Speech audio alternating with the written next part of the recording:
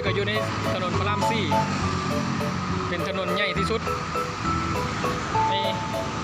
ใจกลางเมืองหลวงนี่คือถนนพระรามสี่ถนนใหญ่ที่สุด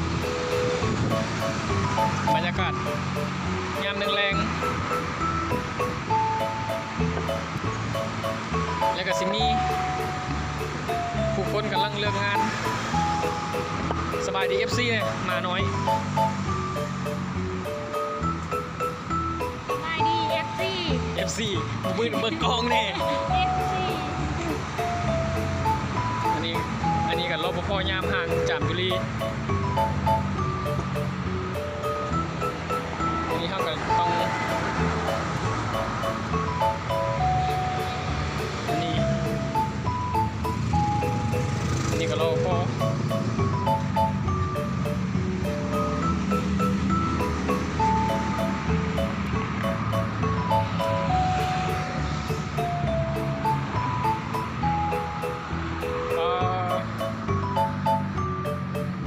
สะพานข้ามมันถนน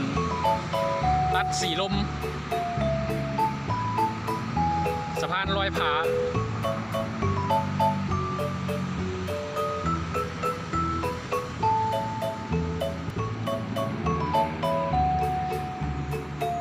ภาพมันสีบ่อยากชัดปานใดเด้อพี่น้องเขา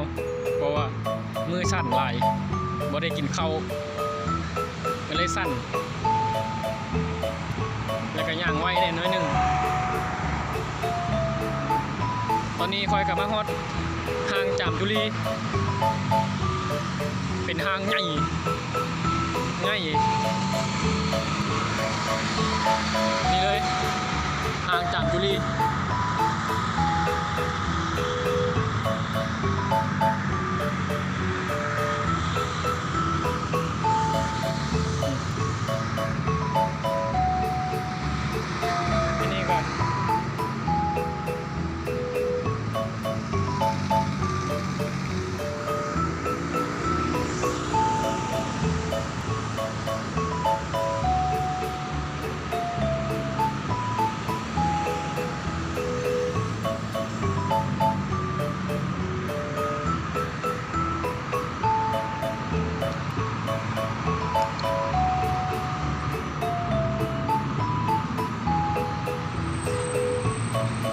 ที่เป็นไฟสีขาวๆนั่นก็จะเป็นวัดโพลำโพงที่ว่าไฟยิงไปวัดโพลำโพง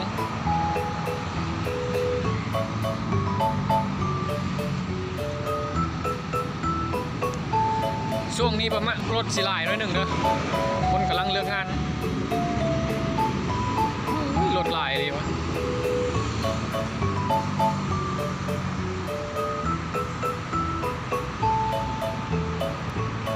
ว่าเป็นช่วงเวลาที่คนกำลังจะเลิกงาน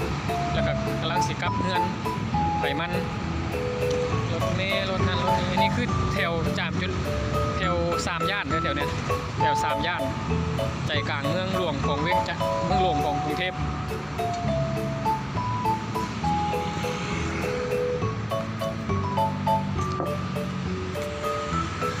น้องเอาแต่นั้นอันนั้นมันสิเป็นโรงแรมนะตัวนั้นนะนี่โรงแรมใหญ่เลยนั่นก็จะเป็นต้นคริสต์มาส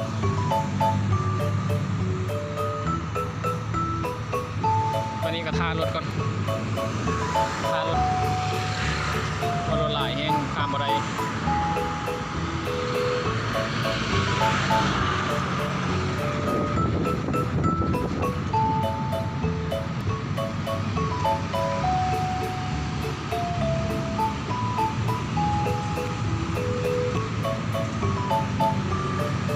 อันนี้คือ4 แยก 3 ย่านเอิญนะไม่รู้เมนโบหูหูกัน4 แยก 3 ย่าน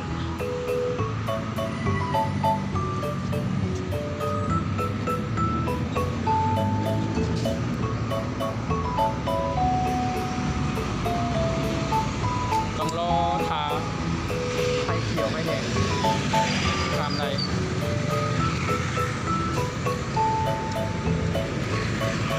อ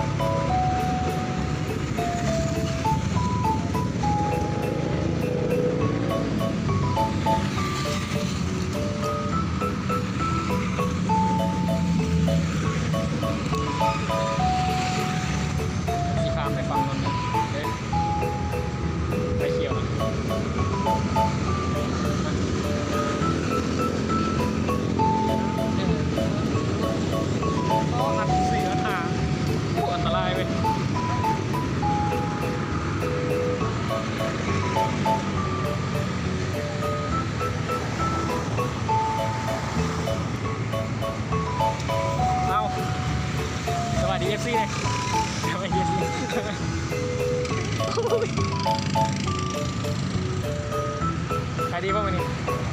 ขายดีป่ะมัน20,000ใจเย็นใจเย็นเมสซี่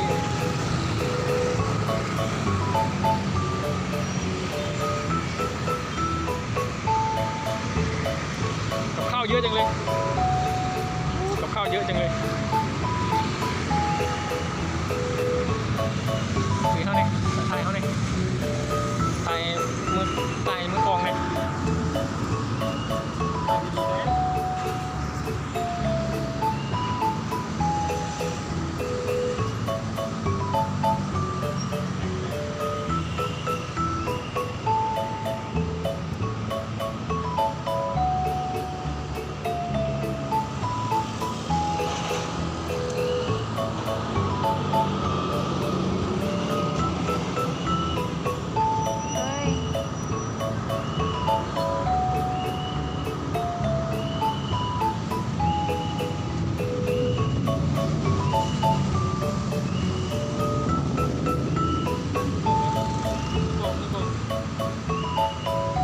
นี่คือเจ้าของฟีดเล่นตัวนี้